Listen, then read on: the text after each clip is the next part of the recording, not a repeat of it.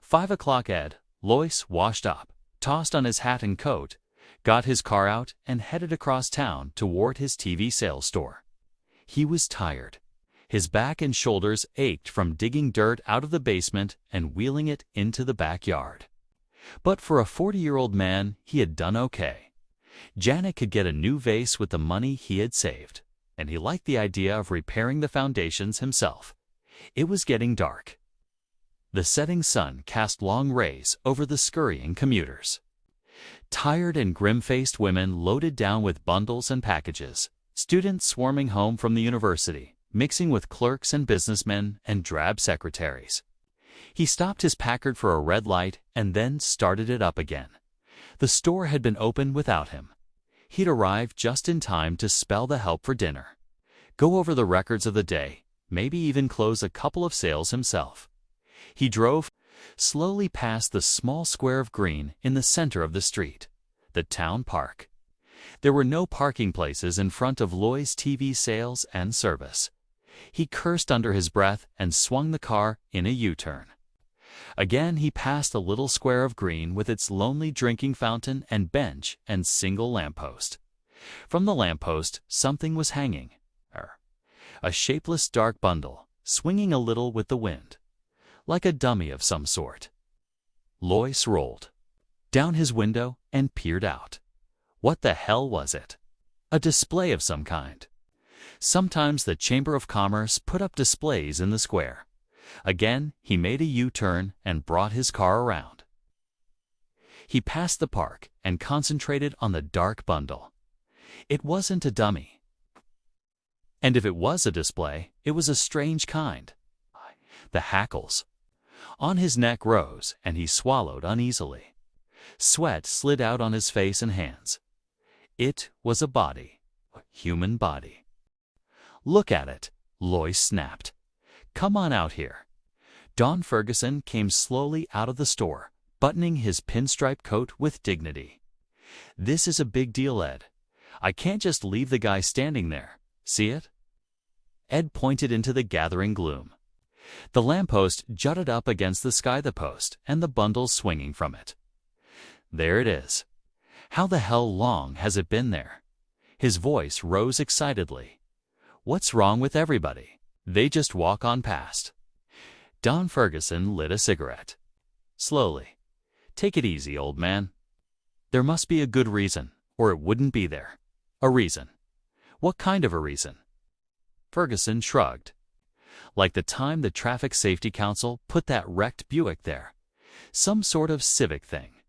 How would I know?" Jack Potter from the shoe shop joined them. "What's up, boys?" "There's a body hanging from the lamppost," Lois said. "I'm going." "To call the cops, they must know about it," Potter said. "Or otherwise, it wouldn't be there. I got to get back in." Ferguson headed back into the store. Business before pleasure. Lois began to get hysterical. "You see it? You see it hanging there? A man's body? A dead man." "Sure, Ed. I saw it this afternoon when I went out for coffee." "You mean it's been there all afternoon?" "Sure. What's the matter?" Potter glanced at his watch. "Have to run. See you later, Ed." Potter hurried off, joining the flow of people moving along the sidewalk. Men and women, passing by the park. A few glanced up curiously at the dark bundle and then went on. Nobody stopped. Nobody paid any attention. "I'm going nuts," Lois whispered. He made his way to the curb and crossed out into traffic, among the cars. Horns honked angrily at him. He gained the curb and stepped up onto the little square of green. The man had been middle-aged. His clothing was ripped and torn. A gray suit, splashed and caked with dried mud. A stranger, Lois had never seen him before, not a local man. His face was partly turned away, and in the evening wind he spun a little, turning gently, silently. His skin was gouged and cut. Red gashes, deep. Scratches of congealed blood. A pair of steel-rimmed glasses hung from one ear, dangling foolishly. His eyes bulged. His mouth was open, tongue thick and ugly blue. "For heaven's sake," Lois muttered, sickened. He pushed down his nausea and made his way back to the sidewalk. He was shaking all over with revulsion and fear. Why? Who was the man? Why was he hanging there? What did it mean? Why didn't anybody notice? He bumped into a small man hurrying along the sidewalk. "Watch it." The man grated. "Oh, it's you, Ed." Ed nodded dazedly. "Hello, Jenkins. What's the matter?" The stationary clerk caught Ed's arm. "You look sick. The body? There in the park." "Sure, Ed." Jenkins led him into the alcove of Lois TV Sales and Service. "Take it easy." Margaret Henderson from the jewelry store joined them. "Something wrong? Ed's not feeling well." Lois yanked himself free. "How can you stand here? Don't you see it?" "For God's sake, what's he talking about?" Margaret asked nervously. "The body," Ed shouted. "The body hanging there." More people collected. "Is he sick?" "It's Ed Lois." "You okay, Ed?" The body.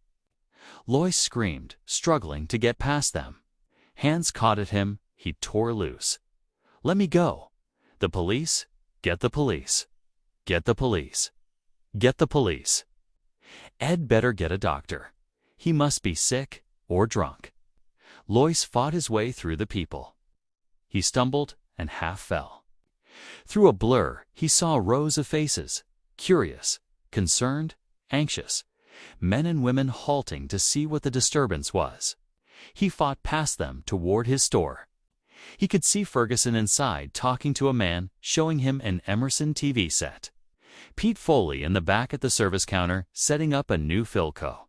Lois shouted at them frantically. His voice was lost in the roar of traffic and the murmur. Around him, "Do something," he screamed. "Don't stand there. Do something. Something's wrong. Something's happened. Things are going on." The crowd melted respectfully for the two heavy-set cops moving efficiently toward Lois. "Name," the cop with the notebook murmured. "Lois." He mopped his forehead wearily. "Edward C. Lois. Listen to me." "Back their address?" the cop demanded. The police car moved swiftly through traffic, shooting among the cars and buses. Lois sagged against the seat, exhausted and confused. He took a deep, shuddering breath. 1368 Hearst Road. "That's here in Pikeville." "That's right." Lois pulled himself up with a violent effort. "Listen to me. Back there, in the square." Hanging from the lamppost, "Where were you today?" a cop behind the wheel demanded. "Where?" Lois echoed. "You weren't in your shop, were you?" "No." He shook his head. "No, I was home. Down in the basement." In the basement. Digging. A new foundation. Getting out the dirt to pour a cement frame. Why? What has that to do with? Was anybody else down there with you? No. My wife was downtown. My kids were at school. Lois looked from one heavy-set cop to the other. Hope flicked across his face. Wild hope. "You mean because I was down there, I missed the explanation? I didn't get in on it, like everybody else." After a pause, the cop with the notebook said, "That's right. You missed the explanation? Then it's official. The body, it's supposed to be hanging there. It's supposed to be hanging there for everybody to see." Ed Lois grinned weakly. "Good Lord. I guess I sort of went off the deep end. I thought maybe something had happened. You know, something like the Ku Klux Klan. Some kind of violence, communists or fascists taking over." He wiped his face with his breast pocket handkerchief, his hands shaking. "I'm glad to know it's on the level. It's on the level." The police car was getting near the Hall of Justice. The sun had set. The streets were gloomy and dark. The lights had not yet come on. "I feel better," Lois said. "I was pretty excited there for a minute. I guess I got all stirred up. Now that I understand, there's no need to take me in, is there?" The two cops said nothing. "I should be back at my store. The boys haven't had dinner. I'm all right now. No more trouble. Is there any need of this? Won't take long. The cop behind the wheel interrupted. A short process. Only a few minutes. I hope it's short, Lois muttered. The car slowed down for a stoplight. I guess I sort of disturbed the peace. It's funny, getting excited like that, and Lois yanked the door open.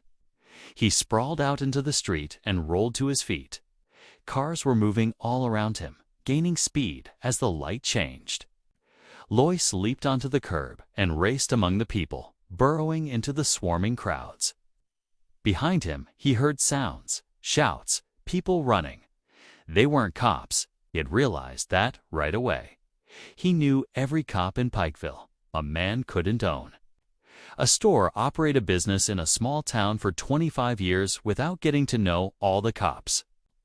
They weren't cops and there hadn't been any explanation. A Potter, Ferguson, Jenkins. None of them knew why it was there. They didn't know and they didn't care. That was the strange part. Lois ducked into a hardware store.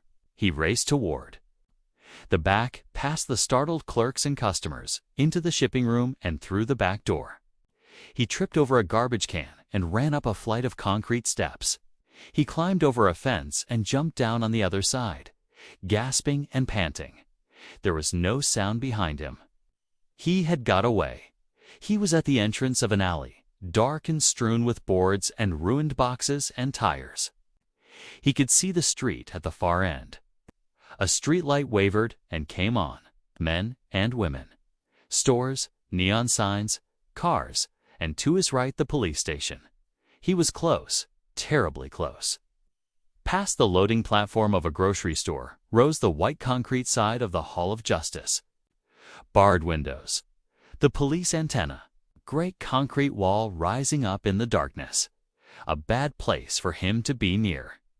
He was too close. He had to keep moving, get farther away from them. Lois moved cautiously down the alley. Beyond the police station was the city hall, the old-fashioned yellow structure of wood and gilded brass and broad cement steps. He could see the endless rows of offices, dark windows, the cedars and beds of flowers on each side of the entrance. And something else above the city hall was a patch of darkness. A cone of gloom, denser than the surrounding night. A prism of black that spread out and was lost into the sky. He listened. Good God, he could hear something. Something that made him struggle frantically to close his ears, his mind to shut out the sound. A buzzing, a distant, muted hum like a great swarm of bees. Lois gazed up, rigid with horror. The splotch of darkness hanging over the city hall. Darkness so thick it seemed almost solid. In the vortex, something moved, flickering shapes, things descending from the sky, pausing momentarily above the city hall, fluttering over it in a dense swarm, and then dropping silently onto the roof. Shapes, fluttering shapes from the sky, from the crack of darkness that hung above him. He was seeing them. For a long time, Lois watched, crouched behind a sagging fence in a pool of scummy water. They were landing. Coming down in groups, landing on the roof of the city hall and disappearing inside. They had wings, like giant insects of some kind. They flew and fluttered and came to rest and then crawled crab fashion. Sideways, across the roof and into the building. He was sickened and fascinated. Cold night wind blew around him and he shuddered. He was tired, dazed with shock. On the front steps of the city hall were men, standing here and there. Groups of men coming out of the building and halting for a moment before going on. Were there more of them? It didn't seem possible. What he saw descending from the black chasm weren't men. Hush. They were alien from some other world, some other dimension. Sliding through this slit, this break in the shell of the universe. Entering through this gap, winged insects from another realm of being. On the steps of the city hall, a group of men broke up. A few moved toward a waiting car. One of the remaining shapes started to re-enter the city hall. It changed its mind and turned to follow the others. Lois closed his eyes in horror. His senses reeled. He hung on tight, clutching at the sagging fence. The shape, the man shape, had abruptly fluttered up and flapped after the others. It flew to the sidewalk and came to rest among them. Pseudo-men, imitation men, insects with ability to disguise themselves as men. Like other insects familiar to Earth, protective coloration, mimicry. Lois pulled himself away. He got slowly to his feet. It was night. The alley was totally dark. But maybe they could see in the dark. Maybe darkness made no difference to them. He left the alley cautiously and moved out onto the street. Men and women flowed past, but not so many. Now, at the bus stops stood waiting groups. A huge bus lumbered along the street, its lights flashing in the evening gloom. Lois moved forward. He pushed his way among those waiting, and when the bus halted, he boarded it and took a seat in the rear by the door. A moment later, the bus moved into life and rumbled down the street. Lois relaxed a little. He studied the people around him, dulled, tired faces. People going home from work. Quite ordinary faces. None of them paid any attention to him. All sat quietly, sunk down in their seats, jiggling with the motion of the bus. The man sitting next to him unfolded a newspaper. He began to read the sports section, his lips moving.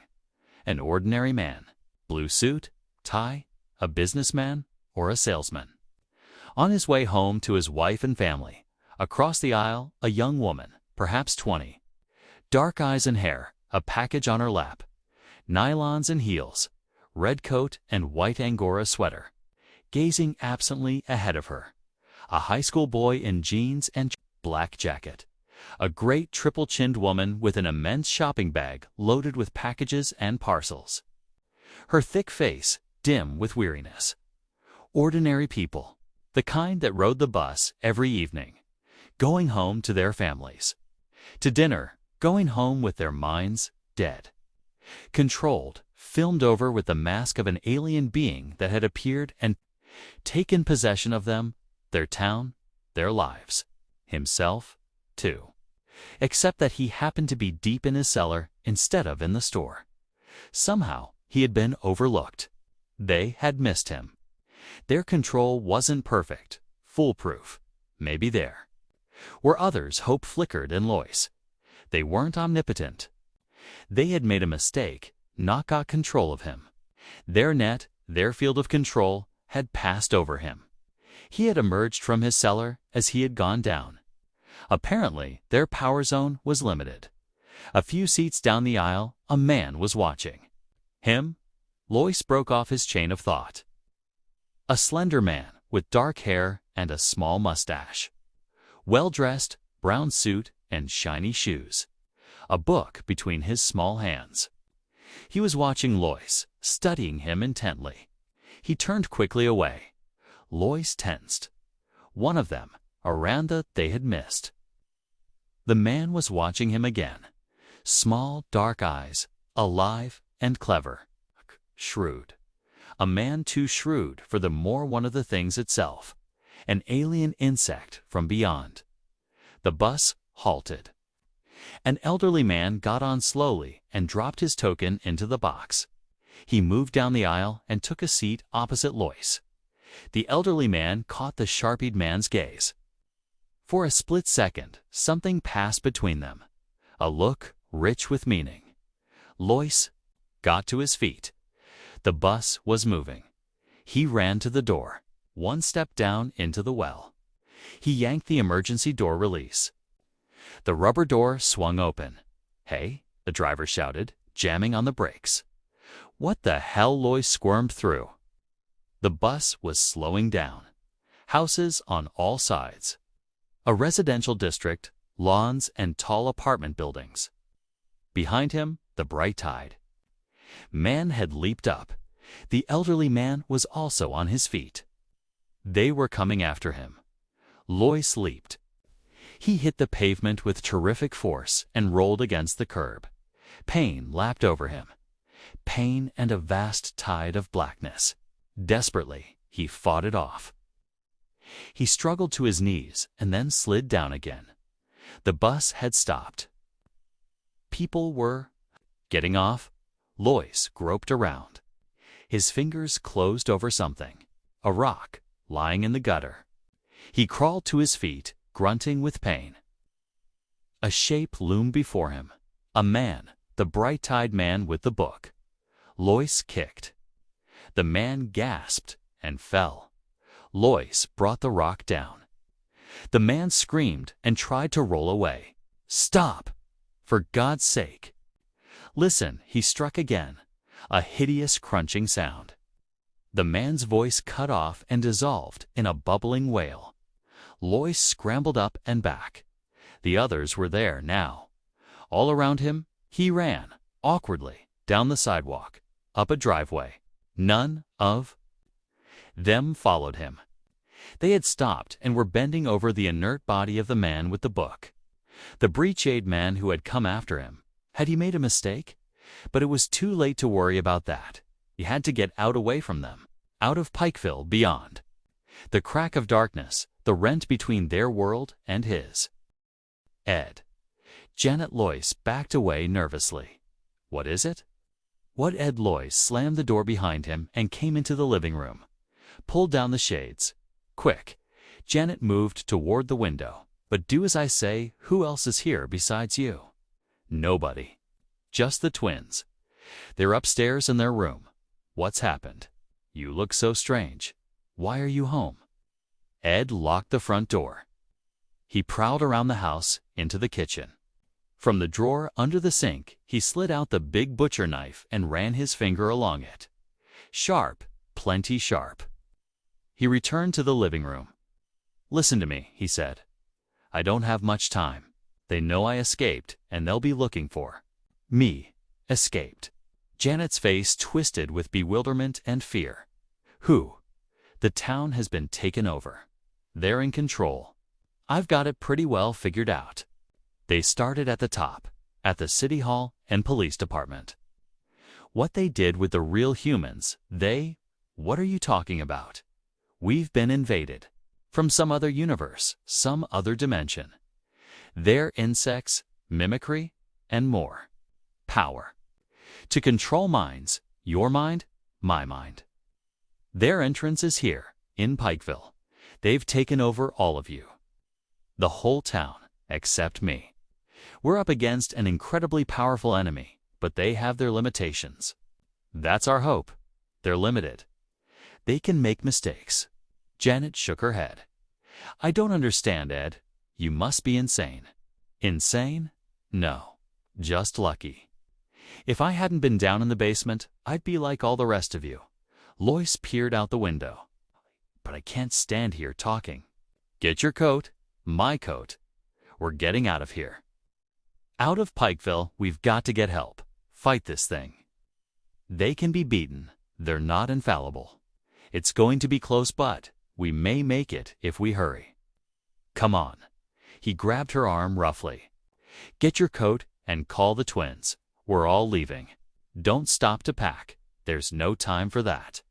White-faced, his wife moved toward the closet and got down her coat. "Where are we going?" Ed pulled open the desk drawer and spilled the contents out onto the floor. He grabbed up a road map and spread it open. "They'll have the highway covered, of course, but there's a back road. To Oak Grove. I got onto it once. It's practically abandoned. Maybe they'll forget about it. The old ranch road. Good Lord, it's completely closed. Nobody's supposed to drive over it." "I know." Ed thrust the map grimly into his coat. "That's our best chance.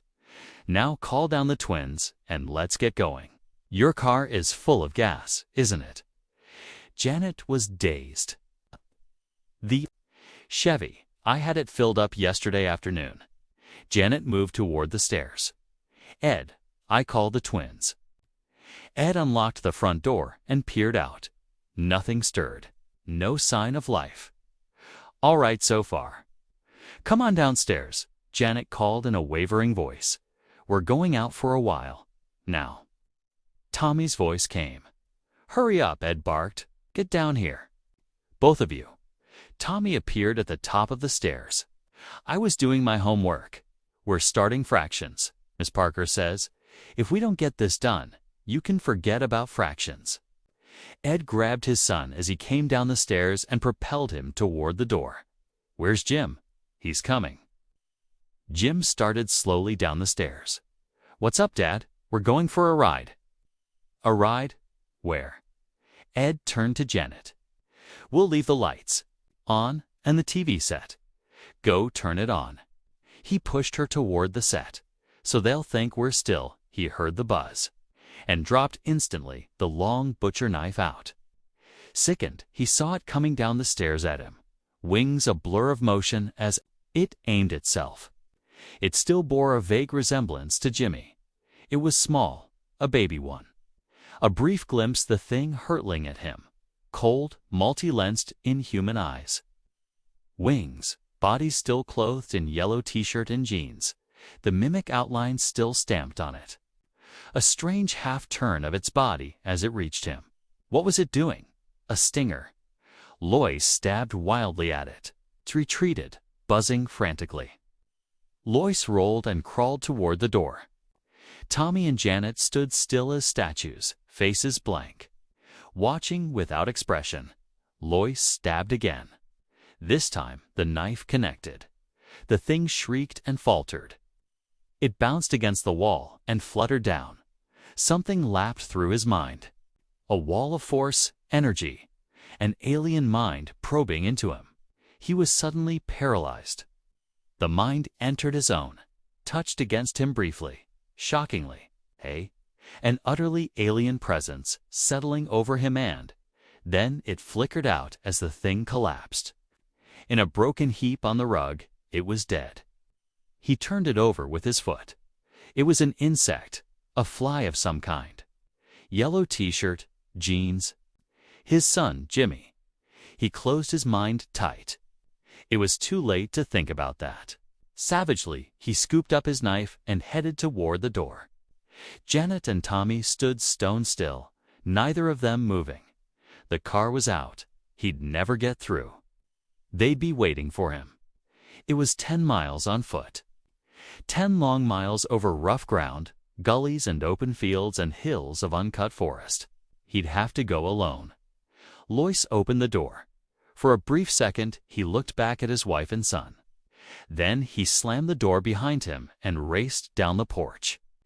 Steps. A moment later, he was on his way, hurrying swiftly through the darkness toward the edge of town. The early morning sunlight was blinding. Lois halted, gasping for breath, swaying back and forth. Sweat ran down in his eyes. His clothing was torn, shredded by the brush and thorns through which he had crawled.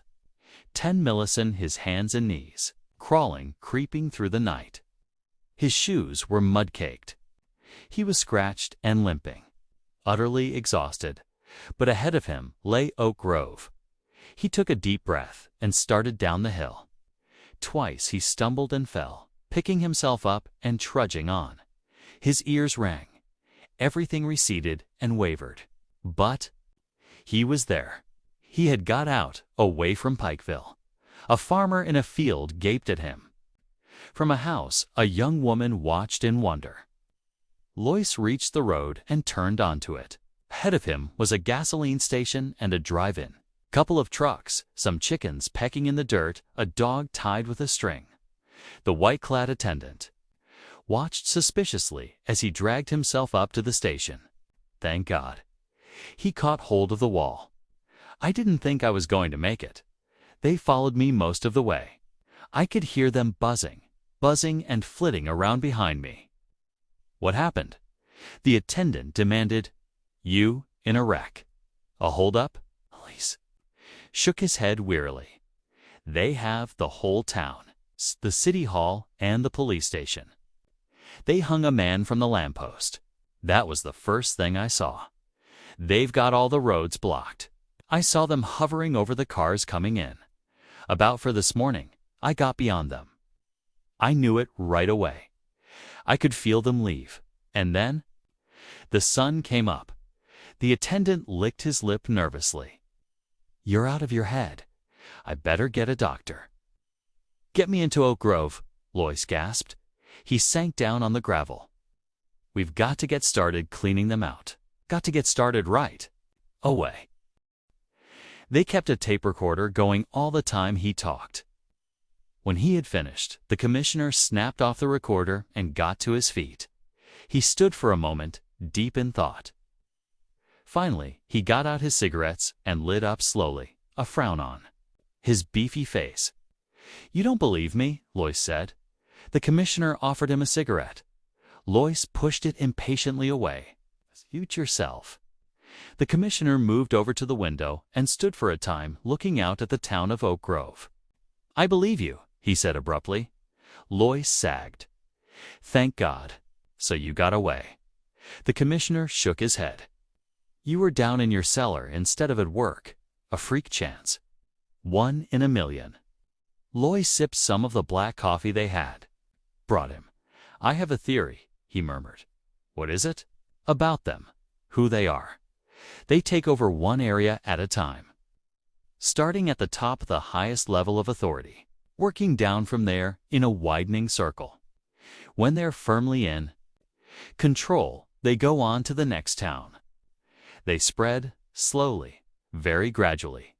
I think it's been going on for a long time. A long time, thousands of years. I don't think it's new." "Why do you say that?"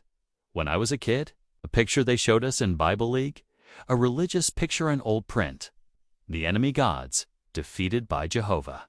Moloch, Beelzebub, Moab, Baalan, Ashtaroth, so. They were all represented by figures." Lois looked up at the commissioner. Beelzebub was represented as a giant fly. The commissioner grunted. "An old struggle. They've been defeated. The Bible is an account of their defeats. They make gains, but finally they're defeated. Why defeated? They can't get everyone. They didn't get me, and they never got the Hebrews. The Hebrews carried the message to the whole world. The realization of the danger, the 2 men on the bus, I think they understood, had escaped like I did." He clenched his fists. "I killed one of them. I made a mistake. I was afraid to take a chance." The commissioner nodded. "Yes, they undoubtedly had escaped, as you did. Freak accidents, but the rest of the town was firmly in control." He turned from the window. "Well, Mr. Lois, you seem to have figured everything out." "Not everything. The hanging man.